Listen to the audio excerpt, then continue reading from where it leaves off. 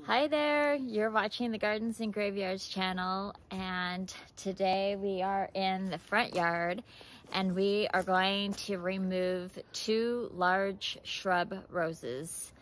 The yellow looking plants behind us are shrub roses. They will get about 5 feet tall by 4 to 5 feet wide. And I thought that I would be able to control their growth by pruning, but they grow really fast in one season, and so it's not really possible to do that without just completely removing all of their possibilities of having blossoms or anything. So they're encroaching upon our path, which is really narrow anyway, and snagging our clothes, and yeah. But I really love them because they have these huge, gorgeous rose hips, and we had a great harvest. Tons of them. Yeah, tons of them. We had a great harvest off of them this year, and I want to continue growing them. My bonus mom, when she saw that I put this in here, she was like, "Why did you put that here? You could have come to our house and harvested them all." And I thought, I want my own. But now I understand what she's talking about. I'm going to put it out by the creek, and they are a native here in Oregon, so I feel comfortable putting them there. They will naturalize out there a little bit, but they'll be able to get as big as they want without impeding on anything. And we'll be able to get an even bigger harvest of rose hips. And I know that a lot of people leave their rose hips on their bushes for the winter, but I will show you what mine do in the rain. Basically, they just become black mush. So it's really important that as soon as they are harvestable, I harvest them. And there's a few on there, so I'll show you what those look like and what the mushy ones look like, and then we will cut them all the way to the ground. Typically, this isn't the time of year that you cut your rose bushes, but I've got to get them transplanted, and it is a good time of year to transplant them. So we're going to cut them to the ground, and then we're going to dig them up as much of the root ball as we possibly can, and then we're going to take them out to the creek side and plant them out there. Okay, so this is what a rose hip looks like. They grow on the shrub like this, so you'll see it like this. These things are huge. These are really nice size, beautiful color, perfect time to harvest. These are the last of them. They're ready to just, the shrub is ready to be done.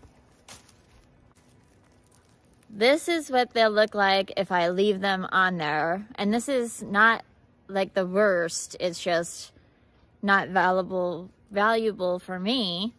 And yeah. But if I leave them on and it rains, oh, ouch, it turns to this mush, and then it dries, and then it's just like this, nothing. And that's what they'll all turn to because we have so much rain. We've just had a dry week. So, I was going to say something else, but I forgot what. Oh, well. All right, we're just gonna get into it, and obviously we have our rose gloves on, leather, but I just felt one poke through, so if you have holes in the leather, it's not gonna be helpful. You can see with the shrub rose how thorny they are. Far more thorny than like a hybrid rose that you might cut for flower arrangement or something like that. All right. Okay, let's do this. You want to do this one first?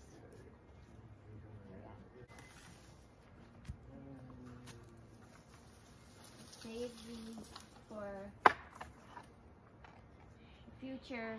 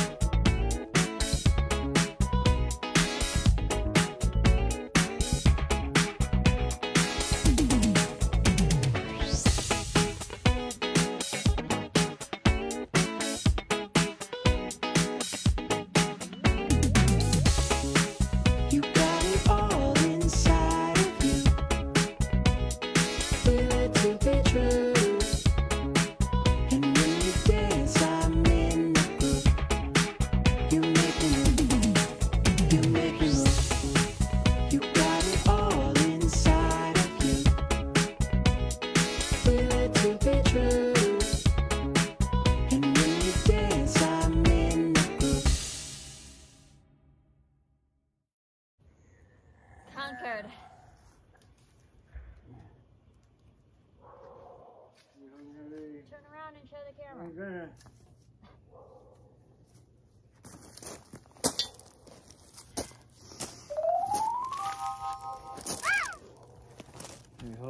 Hey, holding.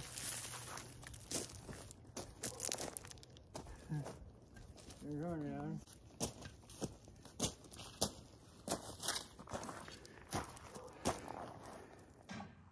All right, so we're on the far side of the creek. This is the road that goes down to the side of our house. Our house is right there. And so this is the front street that you see more often than not. And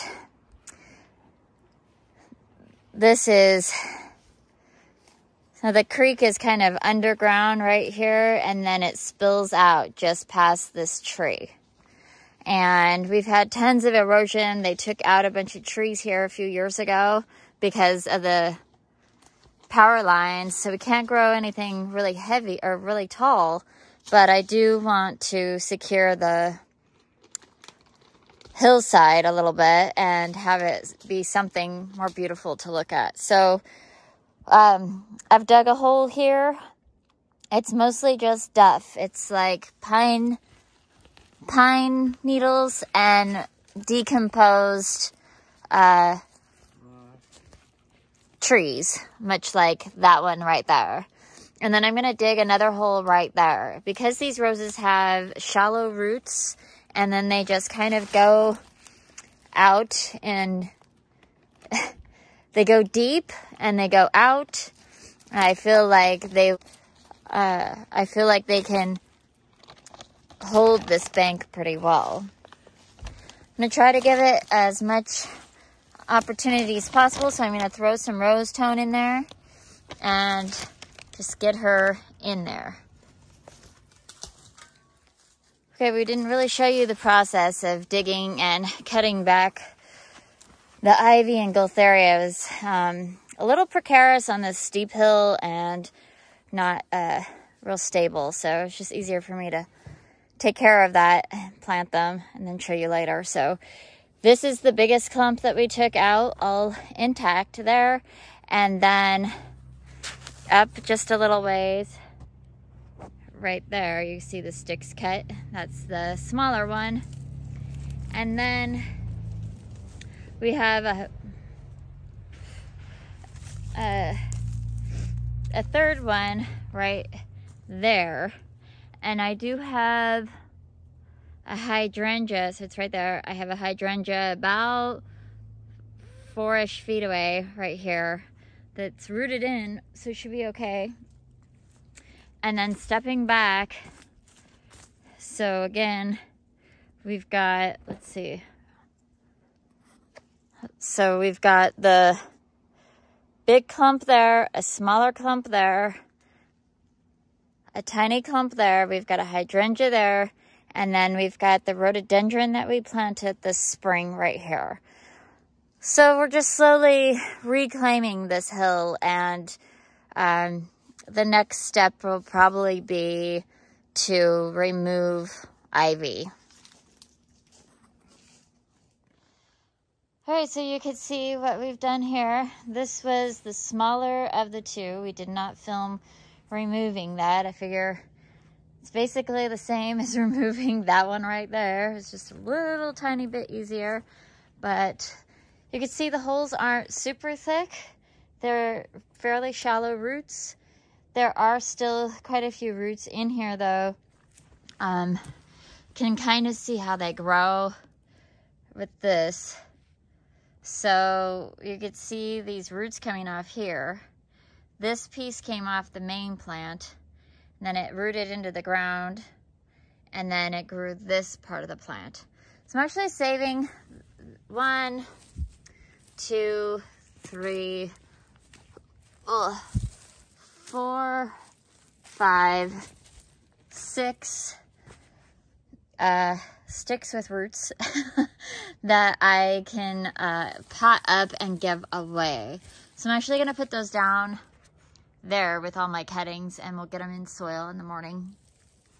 It is getting later. We're losing light. Empty space. Empty space.